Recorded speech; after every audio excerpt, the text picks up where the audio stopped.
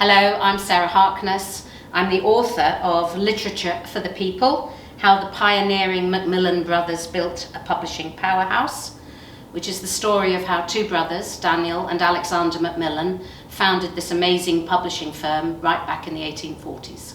Hello, I'm Alison Sanders. I was the former archivist for Macmillan Publishers and I looked after the archive for over 20 years. Hi, I'm Ellie Crooks. I'm the current archivist for Macmillan Publishers and I'm currently looking after the collection and have been for about 2 years now.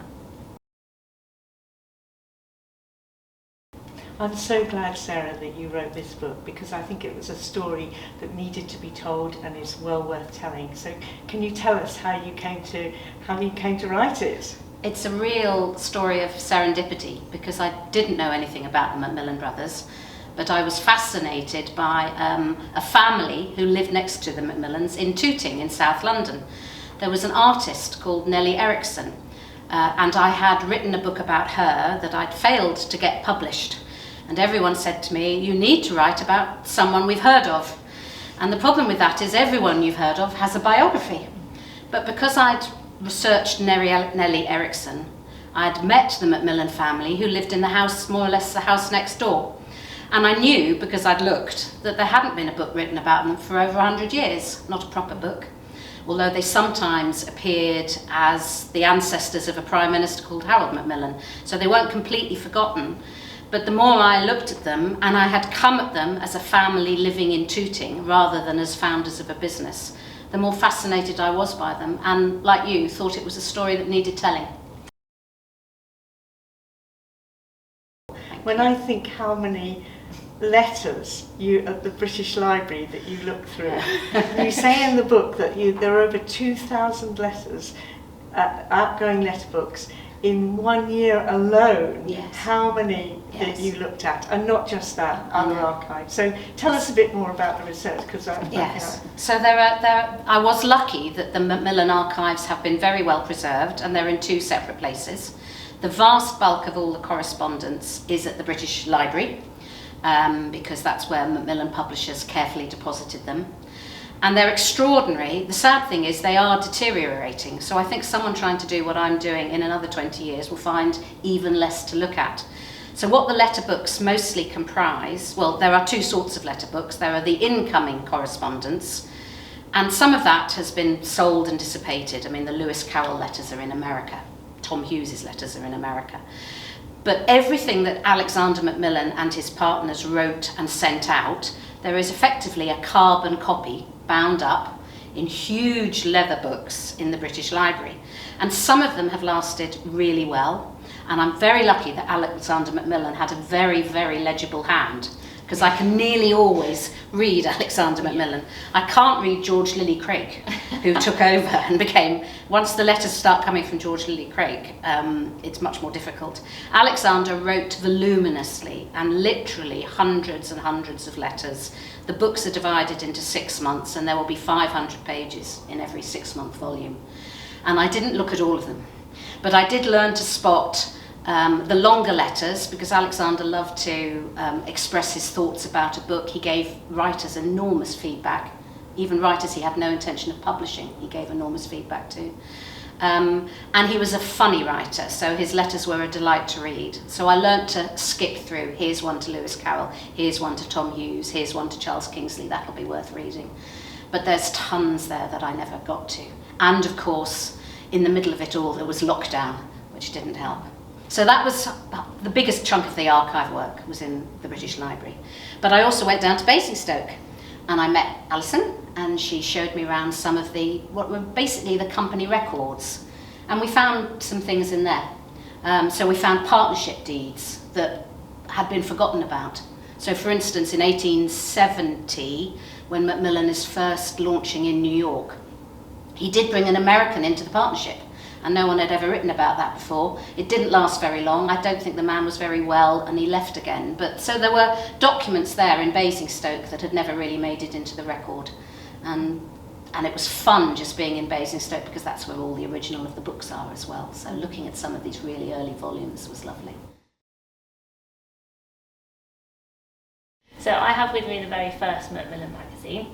and this was a monthly publication, and it has a really interesting legacy because there are so many significant authors that are published in here, and I know you guys might want to expand on that.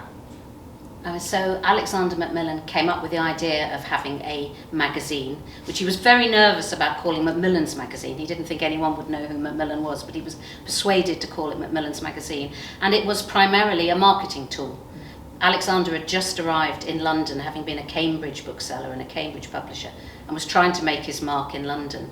And his friends said to him, you need to have a magazine in which you can showcase the writers that you want to publish as you go forward. And it came out of this gathering of friends and prospective authors that were called the Macmillan Tobacco Parliaments, a bit un-PC today, but it was a literary gathering very much in the style of other publishers like John Murray, but his own mark on it when he would invite authors in to discuss possible publications. And then eventually, of course, it led to the creation of Nature, which is now the great, worldwide publishing Journal of Record. Journal of Records, international journal, and that grew out of Macmillan's magazine. But these friendships were so important to him, weren't they? They were. I mean, so Alexander and his brother Daniel, and we mustn't forget about Daniel, who died quite young. They had been based in Cambridge and were mostly popular and well known among the students.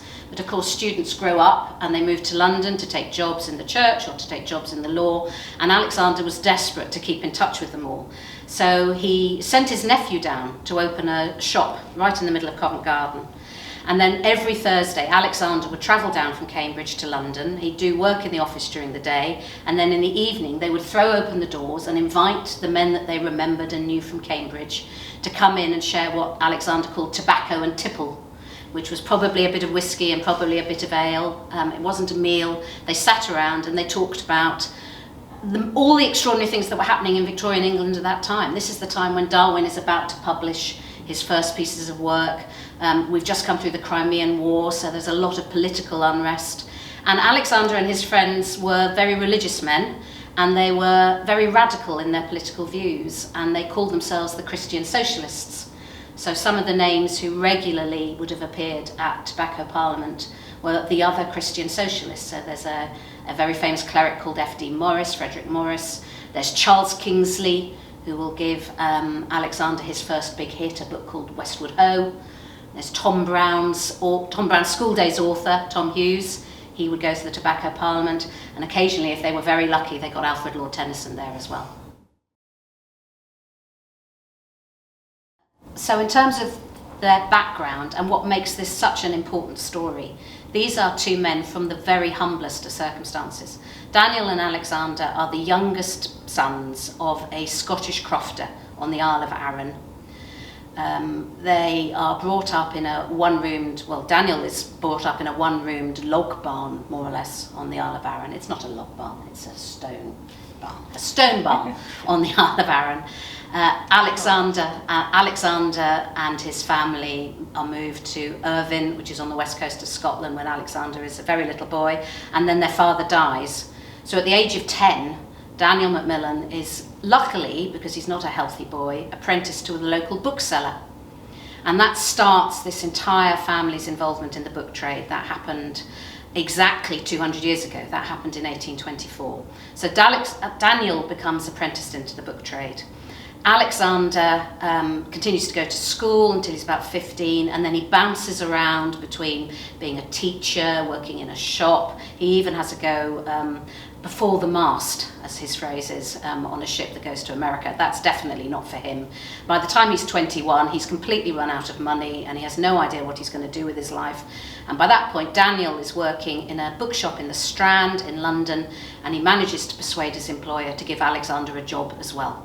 So from 1839, I think it is, onwards, Daniel and Alexander are working together in the book trade.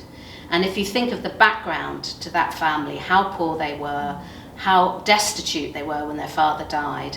And you think that within 30 years, Alexander is a wealthy man of business, and Daniel's grandson will marry the daughter of the Duke of Devonshire and become Prime Minister. It's quite an extraordinary rags to riches story, and it's driven by their faith, their determination, and that very Scots feeling that you just have to work very hard to get what you want in life. So Daniel and Alexander Macmillan obviously had a really close partnership, and that was founded on their shared belief that education should be accessible for all, and that really comes across in the book. And did you find that during your research that was a really prominent theme throughout?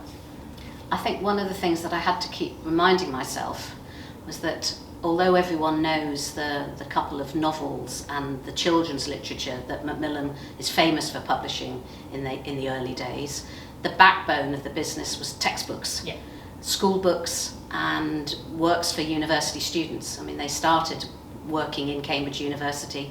The very first book, I think, Alison, that they ever produced is a teacher training manual. It is, yes. So education was always at the heart of it. And this is at a time when Britain had an empire, and to be able to send hundreds of thousands of maths textbooks to India every year allowed them to invest in everything else, including, as you said earlier, Nature magazine. That's where the money was coming from. They had occasional flukes of Tom Brown's School Days, and then of course there would be Alice in Wonderland, but the main money was coming from textbooks. And as the Education Acts in Victorian England brought more and more children into the school system, and as universities were set up across England, he was right in the right place. And the fact that we're still publishing educational textbooks is so significant. It's sort of a legacy that's continuing. Absolutely. So if you were going to sum up Macmillan's purpose, what would that be? So I'm lucky that the Macmillans wrote so well about what they were doing, but there's a particular quote which is quite famous from Daniel Macmillan writing to one of his friends, and he says, "We booksellers, if we are faithful to our task, are trying to destroy and are helping to destroy all kinds of confusion, and are aiding our great taskmaster to reduce the world into order and beauty and harmony. As truly as God is, we are his ministers and help to minister to the well-being of the spirits of men. And at the same time, it is our duty to manage our affairs wisely, keep our minds easy, and not trade beyond our means." They were canny businessmen, but they never forgot their moral purpose. No. And they were able to communicate that as strongly as any mission statement of any company today. They knew what their mission was. Yeah.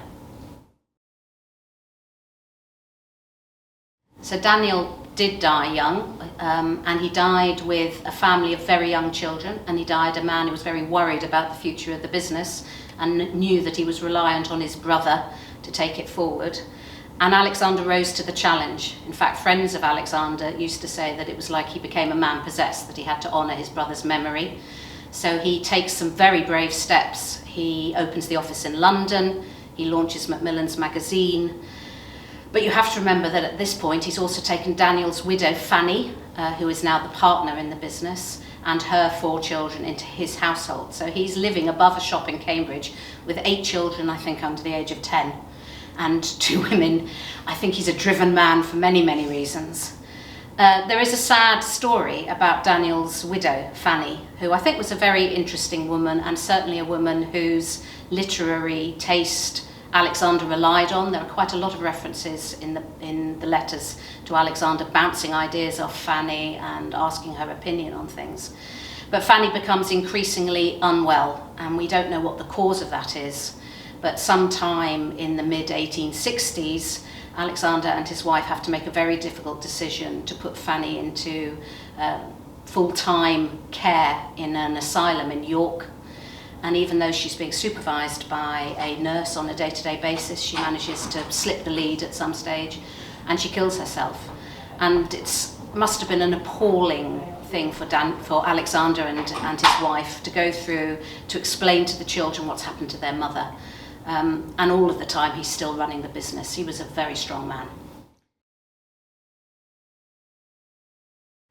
What comes across in the book is that you've done an amazing job of interspersing Alexander's family life with the business side of things. And I just wondered what sort of resources you referred to in order to get an understanding of his family life, which obviously was deeply personal to him, and he was a lovely family man. So in terms of what else I was able to use, what other archives I looked at, the family came to life for me with the very simple tool of Ancestry.com.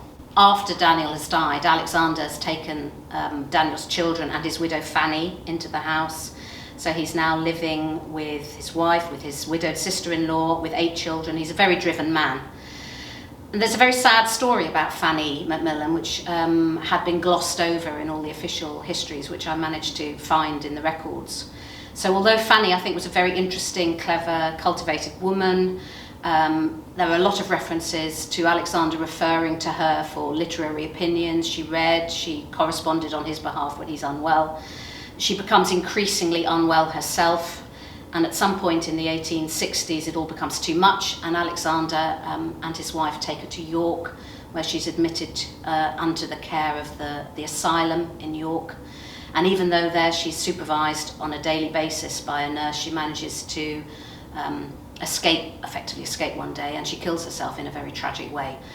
And it's not clear what the children ever knew about that, but certainly it's a terrible secret that Alexander and his wife had to bear. And I think it colours, again, his feelings about the business and what he owes to Daniel. When I read the book, I didn't realise that Daniel's widow Fanny became a partner in the firm, which I found so interesting, that essentially she was our first female employee, which is amazing. That's true. Or owner, essentially. And it's interesting how prominently women actually feature in the history of Macmillan. So do you have any, can you expand on that slightly? I think Alexander really enjoyed having women around the place. I mean, he lived with a lot of women, and they were sensible, intelligent women who read and were as religious as he were. But he looked for them and published them.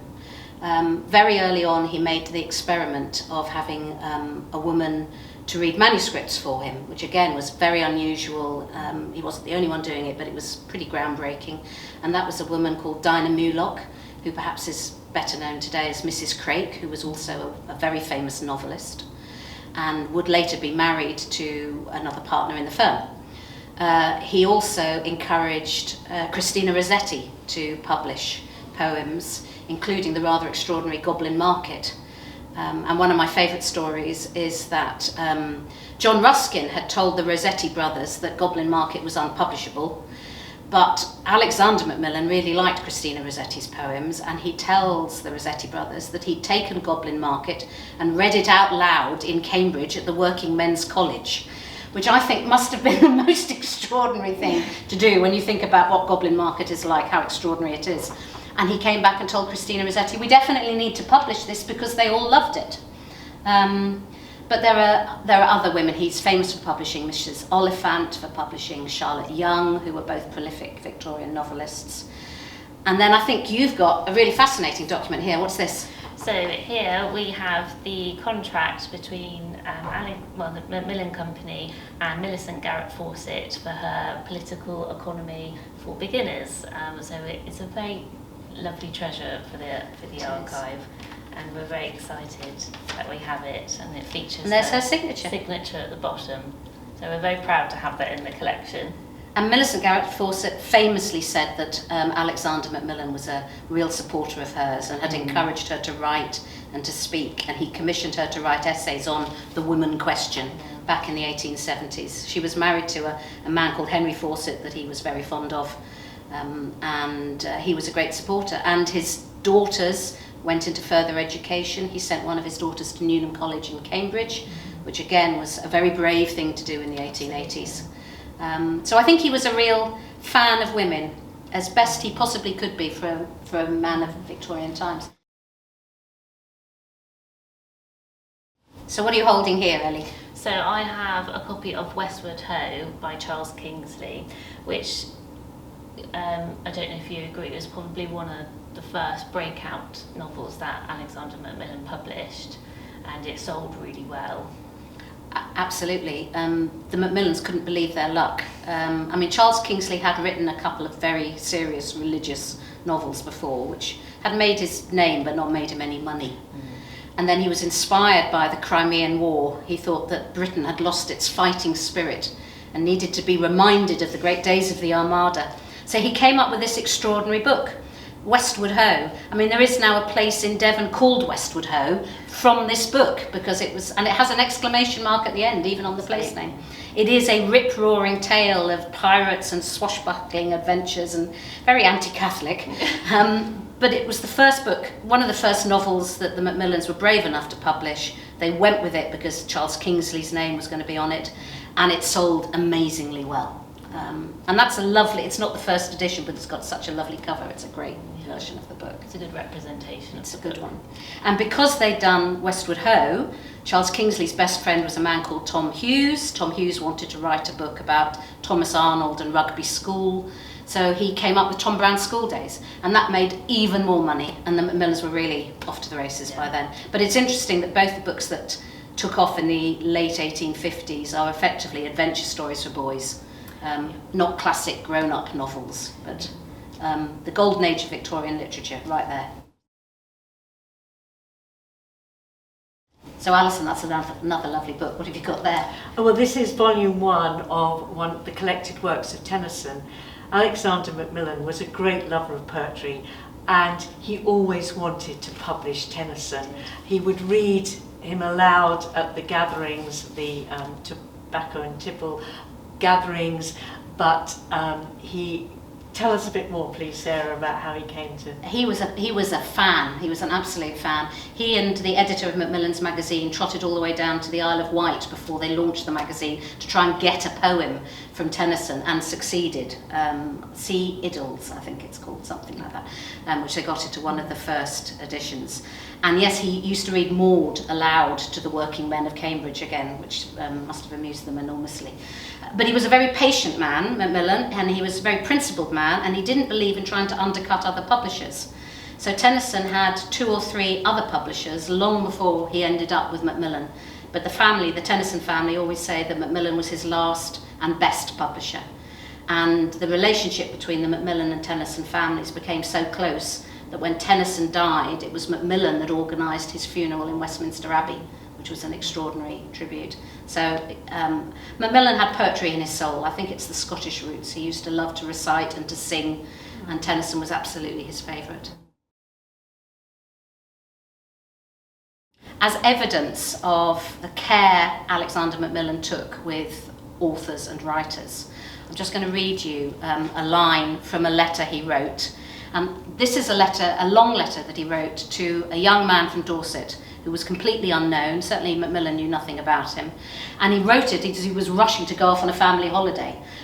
His children were already down at the sea. They were waiting for him. But Alexander had been right the way through this young man's manuscript. He's given him very, very detailed notes on the plot.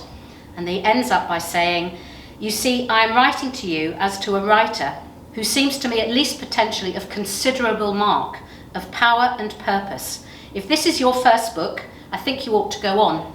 And that's Thomas Hardy, who did indeed go on. Macmillan, for some reason, didn't manage to get the first 1 or 2 books from Hardy, but Hardy ended up a Macmillan author and stayed with him for the rest of their lives.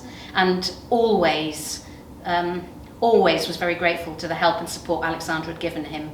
In fact, I mean, this might be too much, you might want to cut it, but I like this story. When a biography of Macmillan, Alexander Macmillan, was published in about 1910, they quoted from this correspondence with Hardy, and Hardy took the trouble to write to Alexander's son and say, "You've got the wording wrong, this is what he actually said." I mean, it was that important to Thomas Hardy that he'd had that support in the early days of his career. So, Ellie, as the archivist in Basingstoke, what's the biggest thing you ever get asked? Alice in Wonderland. Alice in Wonderland. We live and breathe Alice in Wonderland in the archive, which is great because we love her and we're very protective of Alice as well. But obviously it was probably one of Macmillan's most famous publications, and Lewis Carroll and Alexander Macmillan had a great relationship. Yeah. And we're very lucky that in the archive we have all of the original books. We don't have the first edition, but we still have some of the very early ones. We have all of the coloured illustrations and also the electrotype plates that printed the illustrations on, and I bought some today actually. So I brought with me, and I chose this one because it's a bit of a striking one, of Alice with the long neck. Oh, lovely. I don't know if you can see that. I don't know. And that's the original electrotype plate that was engraved. We're not sure, are we, Alison? But it may not be the original. It may not be. Because but actually it was due to Alexander that normally they would print from wood blocks. They'd have wood blocks created. But he wanted to preserve the wood blocks without really knowing that Alice would be such a bestseller. And so they created the electrotypes, and that meant that it preserved the wood blocks, but after a while the electrotypes would be recast. So this may not be the original. So the story about Alexander and Charles Dodgson, who is the real Lewis Carroll, is again a bit of extraordinary luck that fell into Alexander's lap. Certainly. Alexander had been appointed publisher to Oxford University Press, and Charles Dodgson was a Don at Christ Church, and he had written this children's story to amuse Alice Liddell, as everyone famously knows, and he'd asked the printer of Oxford University Press to print it for him. And the printer said, you should ask Alexander Macmillan to do the sales, to do the distribution. So Alexander got involved, and the deal was only ever that it was a distribution deal. Alexander did not own the copyright to Alice in Wonderland. It always stayed with Charles Dodgson. But when the first copies rolled off the press of the Oxford University Press, the illustrator, who was Tenniel, said to Charles Dodgson, this is very poor quality and I don't want it going out. And Dodgson, who'd paid for it all himself with his own money, was thrown into a complete panic. And he got back in touch with Alexander Macmillan, who said, well, let's take it to my favourite printer, Clay, in Cambridge, and I'll do it for you there. And that's the relationship. That was the start of the relationship. And from then on, Charles Dodgson absolutely relied on Alexander, and the two of them respected each other's abilities and decisions. The correspondence between the pair of them is absolutely fascinating. Alexander treats Charles with a lot of respect, but also a pinch of salt at times. Yes, as you say, it's the most famous thing that Macmillan ever did. And next year is 160 years, so the archives are gearing up for that. We are. The collection's already in Japan for a separate exhibition for this year, which is why I don't have the very earliest one with me. I bought the one from 1896 just so we could see Alice, because it's nice to see the older ones. But when it returns, we're hoping that we could maybe do something going forward for the 160th, so we're gearing up for those celebrations, which will be exciting. 2025 is the 160th anniversary of Alice in Wonderland, and interested to know what you think the enduring legacy of Alice is, and why do you think it's become so popular? I think Lewis Carroll really gets into the heart of children. It's not a moral story, it's a story of fun, it has so many depths to it. I always thought that it was Alice in Wonderland as well, but that's play on my name. But I also think that there are so many sayings as well that come up in Alice that are just part of our culture and our language. It's just such a lovely story, really, isn't it? It is. It's because it's funny. Yes. And anything that's funny, funny things don't always last through the centuries, but the humour in Alice has lasted. And it is that trick, which as a parent reading to a child, you really appreciate, which is the child is laughing at one thing and you can see an even bigger, better joke. And Lewis Carroll could do that. Absolutely. So you get as much pleasure reading it as an adult as you do as a child. And John Tenniel's illustrations just brought his works to life. Absolutely. It's fascinating. On their own, they have an enduring legacy. They do. So everybody can just picture Alice. Yes. And the Cheshire Cat and the Duchess. Absolutely. And originally, Alexander wanted the illustrations placed as part of the text, which was very unusual in the 1860s, that they're incorporated into the text, so you just feel that that's part of it. I mean, so one of the interesting things is, of course, Alexander was publishing at a time before the invention of the literary agent. So he had the direct relationship with the author. So you can often see in his letters that he is advising on changing the text or changing the plot, or he's really involved in the writing. The thing I think that is very different is the speed. I mean, I know how long it took to get this book into the press. Alexander is writing to authors in October saying, if you get it to me now, it'll be out for Christmas, which I think makes everyone at Pam Macmillan's hair stand on end. But Alexander was doing it, so that's very different. So there's absolutely no doubt that Alexander envisaged Macmillan becoming an international company. Right from the very earliest days, he was keeping in touch with the men he knew who'd gone to India and Africa as missionaries, trying to find out, and in Australia, to find out about the school system, to find out about the university system. And then in the 1860s, the late 1860s, he became fascinated by America. It was a very, very difficult market for the British publishers to crack, because there were no copyright laws in America. So anything that you published in Britain, you discovered some American had done a copyright-free version 2 days later. Alexander got on a boat and went to New York. He went to meet all the publishers in New York, Boston, Philadelphia. He toured the country, and he came back absolutely determined that he couldn't do it in partnership with them. He would have to do it on his own terms. And he hired a man and sent him to New York and opened an office. And it terrified him and his partner, George Lillycrake, for several years, because they really didn't understand whether this would work. Daniel's oldest son, Frederick, after he's served his apprenticeship in the Cambridge shop, is sent out to New York. And I think that's another really important thing about Macmillan, which is it is a family business. And even today is owned by a family, which I think is lovely. So Frederick Macmillan was in the New York office. He marries an American wife. He becomes friends with Henry James.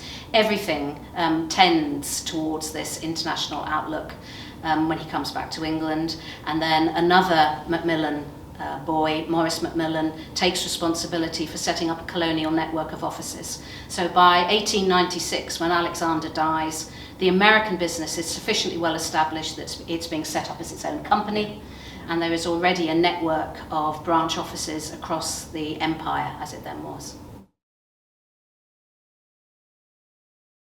So it is a family business, and the two brothers always assumed it would be a family business. Whenever they had to take in outside capital, they were unhappy about it and did their best to try and kick it out again as soon as they could. The one exception to that was that after Daniel died, Alexander needed a business partner to look after the books, and found a young accountant called George Lillycrake, who did become a partner in the business. But it's very clear, looking at the partnership deeds and documents, and particularly the documents that came out in court after Fanny Macmillan died, that there was no provision for Crake ever to have descendants in the business. It was always going to revert to the Macmillans. And there were 4 Macmillan boys, 2 sons of Alexander, 2 sons of Daniel from the early marriages, who Alexander assumed would take responsibility for running the business. That's not quite what happened, but 3 of them did. So Alexander's second son, George, and Daniel's 2 sons, surviving sons, Frederick and Maurice, become the 3 Macmillan partners right the way through until the 1930s, when extraordinarily they all die within a few months of each other in 1936, and the death duties must have nearly crippled the company. What really comes across in the book is there's definitely some differences, despite the fact they had a really close relationship with the 2 brothers. So Daniel comes across as more steadfast and more serious one, dedicated to the business, and Alexander also still dedicated to the business, but perhaps more charismatic and with a bit of a sense of humour. I think he's the great networker as well. Daniel makes friends and drives respect from everyone he meets. I think they're all slightly nervous of Daniel. He's the very serious, very focused man. Alexander's the man with the pipe and the beer, and he is an absolute networker. I mean, by the time he's in London, he's at the Garrick Club, he's at the Savile Club. I mean, he's a club man, and people love his company. And by the time he moves his family to the big house in Tooting, which is still there today, you can see the big house in Tooting where the Macmillans lived with their lovely gardens. I mean, the house was full of poets and writers and MPs, politicians, historians. He took enormous trouble and people loved being with him. Millicent Garrett Fawcett talks about what a lovely man he was to know. He would have had a great Instagram page. He would have had a great Instagram Great page. social media content. I think he would have loved social media, actually. I think he would. Yeah. He'd have tweeted, wouldn't he? He would have tweeted, absolutely. Alexander, unlike many of the publishers of his day, never forgot that he was not university educated, that he'd left school at 15, and he never lost that common touch. I think it's what makes him such a great judge of what he ought to publish and what he shouldn't publish. And there are numerous letters where he writes to authors and says, you just need to put this more simply.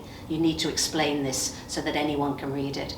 And I think that, again, leads into Nature magazine, where there was a real struggle to try and keep it relevant to the amateur. And eventually they gave up on that. They had to just cater to the professional audience, but Alexander had wanted Nature to be accessible to the amateur naturalist and the amateur geologist as well as everybody else. So one of the things I think about Alexander and however hard he worked was that he never forgot why he and his brother had started the firm in the first place. He never forgot that he had a mission. Literature for the people is exactly what he was trying to achieve. But even in his life outside publishing, he continued to support causes that were important socially and morally. For example, and Alison was just reminding me of this, the Working Women's College in London, which was set up as a follow-on from the Christian Socialist movement. Why should just the working men get the education? Let's have a Working Women's College. The woman who'd been the nanny in Alexander's house becomes the first superintendent of the Working Women's College, and Alexander is the chair or the treasurer, goes to the committee meetings for many years. So he continued to put a lot of emphasis on social progress and the problems of the working class. He was a man with a good heart. And also that he valued their opinion by testing out a lot of literature on them and how they reacted. I think you allude to a great story of him reading Goblin Market to the Working Men's College, which is a great story, which is in the book. I think it shows how much he valued the opinions of people, because I think he identified with them. Absolutely. His background. Absolutely, because he hadn't come from a university educated background, because he wasn't from the aristocracy, he knew what people wanted to read. He had that common touch, and it comes across in the responses he gives to authors and the books he was prepared to publish.